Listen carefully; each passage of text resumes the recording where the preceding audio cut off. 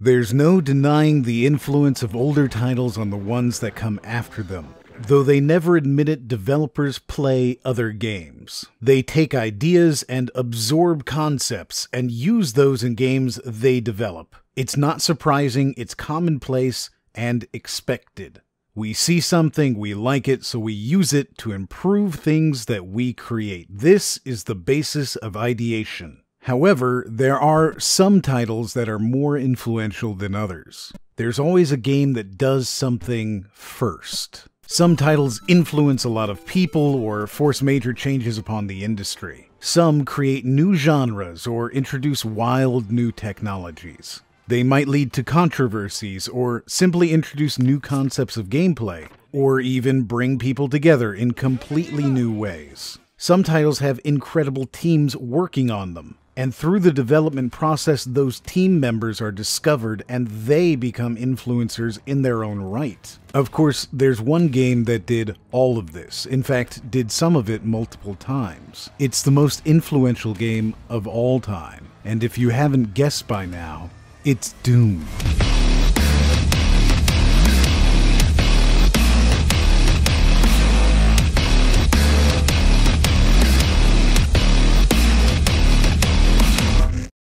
To understand why Doom is the most influential game, you have to look at the history of Doom. Now, I could certainly post a bunch of PowerPoint slides on the screen, each titled with something that Doom has done or influenced. I could read them off in a list in a nice monotone voice, but understanding why Doom is so influential is more than just the things it did or just the people it influenced. It's where it came from, the time it was born in, and the era of gaming that existed at that time. This was one of the biggest games of the decade, creating hundreds of millions of dollars in profit. And it didn't involve hundreds of developers chained to their desks in a sweatshop. There was no massive marketing team or focus groups. There weren't influencers making videos about it, or massive sales pushes, coupons, and priority placement on Steam. Doom came from id Software in 1993, but this wasn't id's first rodeo. Founded by John Romero and John Carmack, along with Adrian Carmack, confusingly not related, and Tom Hall, id started as a group of rogue developers working for SoftDisk.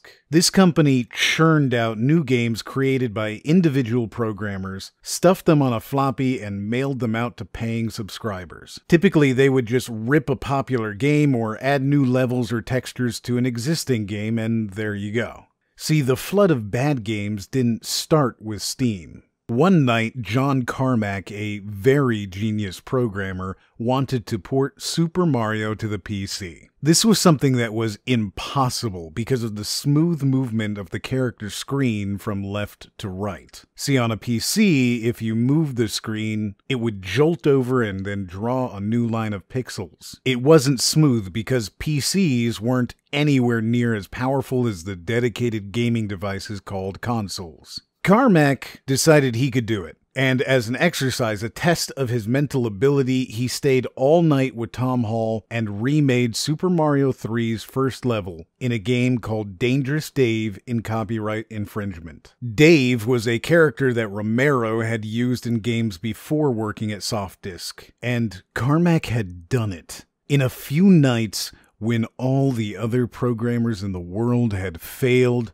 he had cracked the scrolling screen problem. Romero came into work the next morning, saw this literal game-changing technology, and they decided they would pitch it to Nintendo. So, stealing computers from work since they were so expensive, and using them on weekends and then rushing them back to work before anyone would find out, they remade Super Mario 3 for the PC in a pixel-perfect reproduction by hand.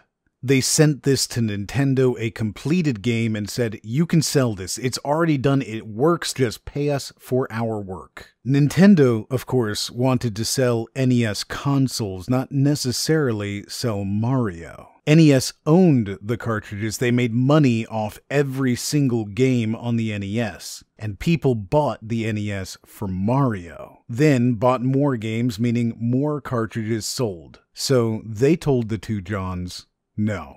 During this period of time, Romero had received a lot of fan mail. He made good games, quality games. Several of those fan letters came from the same address with different names, all asking for a phone call. After seeing this same address in a magazine attached to the name Scott Miller, definitely not one of the fan names on the letters, he decided to call and yell at this guy for lying about being a fan. But Scott was a fan, and the owner of a company called Apogee. See, Softdisk opened fan mail and would hide headhunting offers in order to keep their talent. And Scott had an offer for Romero. Remembering this conversation, Romero called Scott and asked if he wanted to publish a game like Mario, a side-scroller on the PC. And Scott definitely did. They produced a title called Commander Keen, and they sold it through shareware. This means you could download on this newfangled thing called the internet a portion of the game,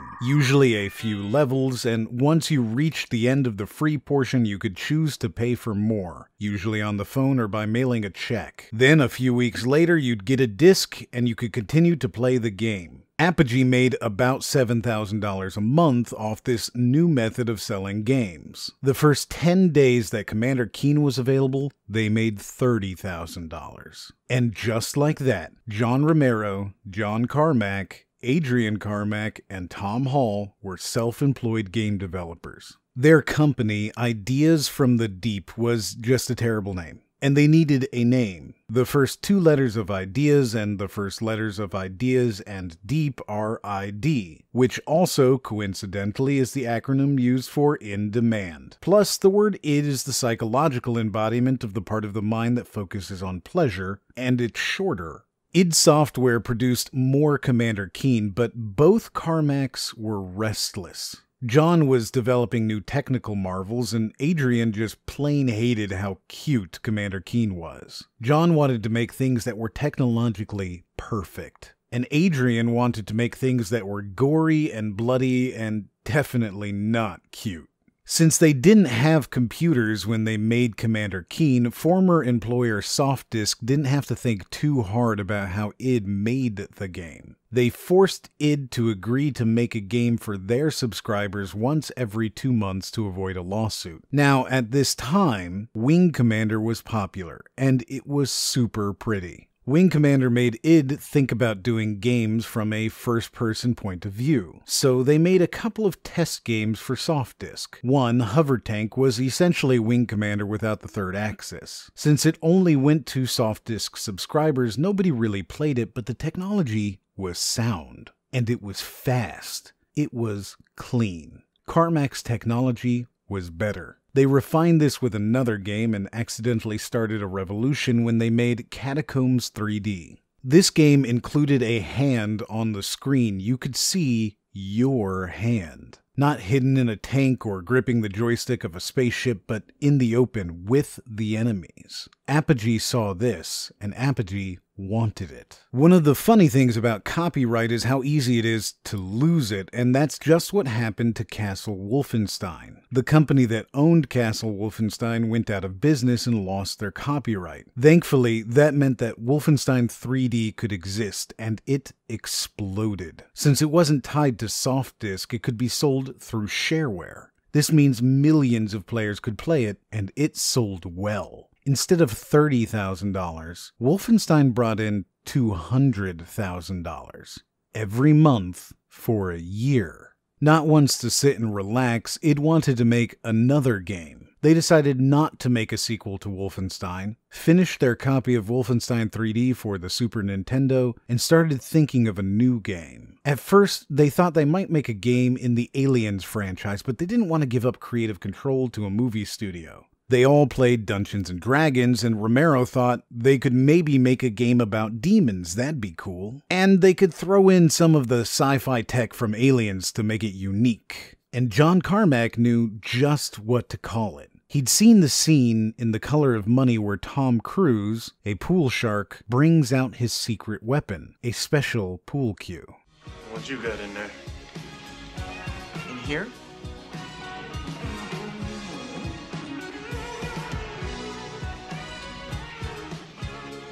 Doom. Doom was first seen as a leaked tech demo, and the audiences loved it. They wanted more, and if the tech demo was this good, the game would be perfect. Players created a monstrous hype for the game, and when it finally released as a shareware download at midnight on December 10th, 1993, it crashed the university that hosted the shareware campaign server instantaneously. The level of internet activity that Doom's release created had never been conceived of before. Carmack had created an impossible game. While it wasn't true 3D, his engine allowed for non-orthogonal level design, meaning rooms didn't have to be squares connected by hallways. You could have simulated curves and roundish rooms. It introduced differences in elevation, so you could walk upstairs and look down on lower areas beneath you or fight enemies above you. It created dynamic lighting with flickering lights, dark and bright areas, light switches, and transitions from pitch black to well lit. The Doom engine allowed for indoor and outdoor areas, with faraway mountains as a backdrop and a sky.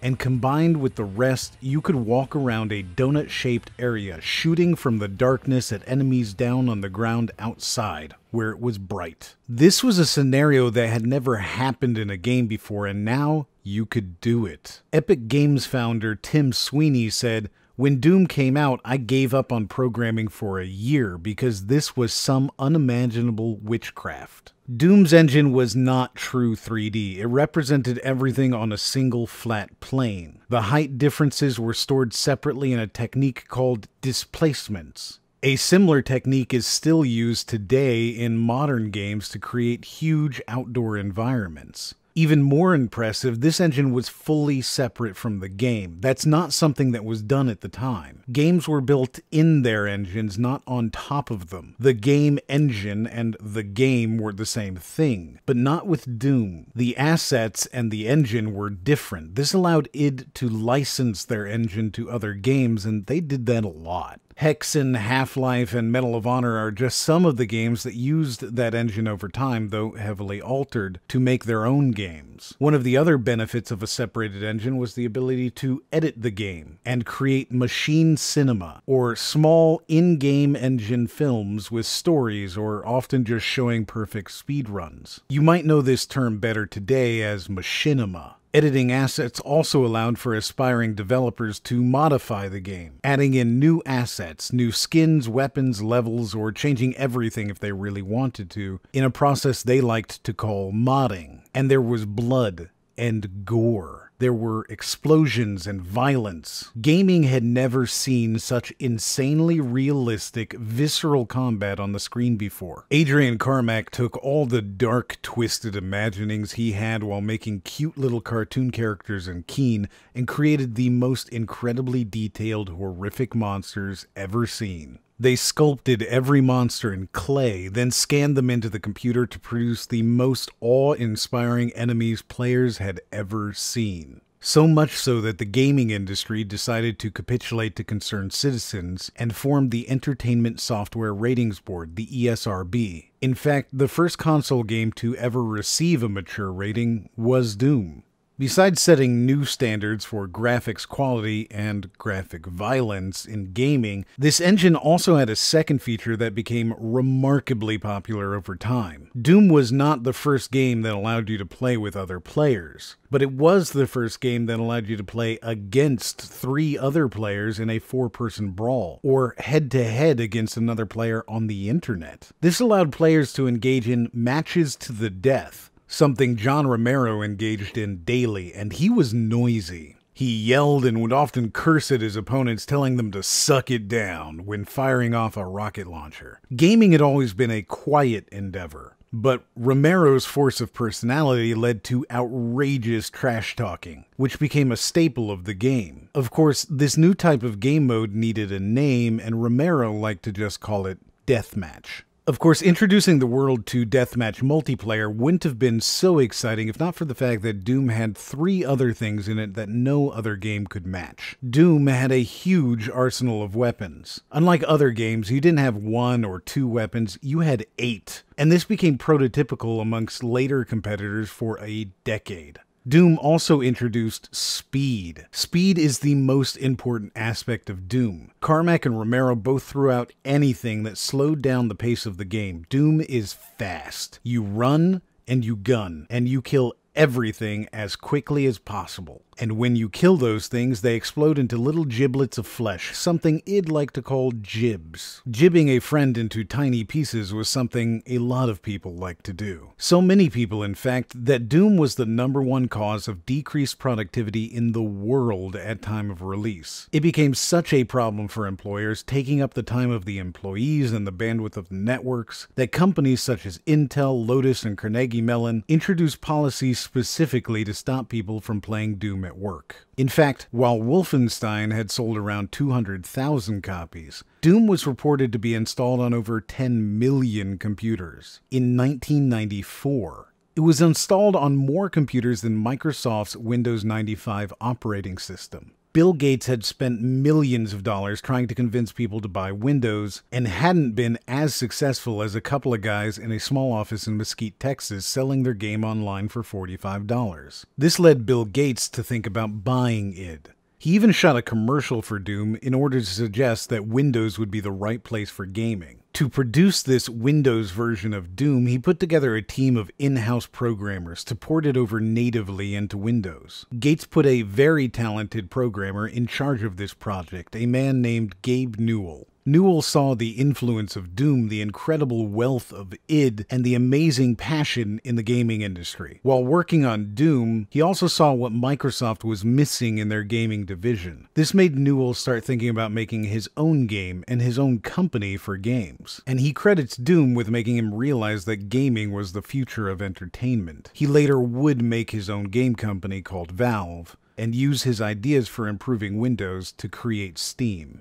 Players scrambled to get Doom. The multiplayer component alone led to electronics stores being unable to cope with the demand for networking dongles, selling out immediately and staying sold out for months. Doom was truly revolutionary in that way, and introduced gamers to more than just pretty technology. It was also the first game to feature a Space Marine as the main character, and it introduced the concept of horror in video games to many players. And while it also introduced secrets and exploration, its demand for speed threw some things out the window. Carmack had created the idea of a secret room for Wolfenstein, and those were kept in Doom, but story was unimportant. Since id had self-published Doom, abandoning Apogee in favor of keeping all the profit, they were raking in the cash, and when Carmack publicly said that story in a video game was like story in a porn, expected but unimportant, that carried weight. Many games that followed it in the new Doom clone genre would forego story in favor of gameplay as well. These Doom clones, shooters from the first-person perspective, kept all of Doom's important changes. They all showed you your character's hands. They started having online multiplayer where you could engage in Deathmatch. They were fast, with large amounts of guns that you could jib your friends with, and put cool Easter eggs in secret rooms. They had blood and gore. They were also rated M, and eventually there were enough Doom clones that these titles were just called first-person shooters, or FPS, instead.